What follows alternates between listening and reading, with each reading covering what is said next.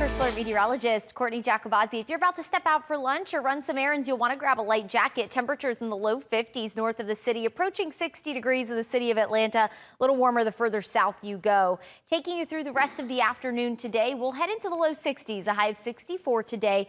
It'll also be a little breezy, but if you have any afternoon plans or as you're picking up the kids from school, we'll be in the low 60s. If you are headed to Truist Park tonight, do bring a jacket with you. We'll drop back into the low 50s around 9 o'clock. Tomorrow morning, 40 in the city of Atlanta, but a lot of our suburbs will drop into the low 30s. So we do have that frost advisory and freeze warning for areas west of the city and north of the city. If you already have some budding plants, you'll want to tuck those in before you go to bed tonight to keep them warm. But temperatures will rebound over 30 degrees tomorrow afternoon into the upper 60s. Briefly going into the low 70s Thursday, and we will have a chance for rain, maybe a few rumbles of thunder on Thursday evening as well. That'll move into northwest Georgia around 6 o'clock Thursday night and then push into Metro just after sunset. So that could impact the Braves game on Thursday. We'll continue to keep an eye on it. Severe threat looks slim to none with that system. A few showers could linger into Friday, and we will go back into the 60s after one day in the 70s Thursday. We'll hold on to the low 60s into Saturday, but look at this.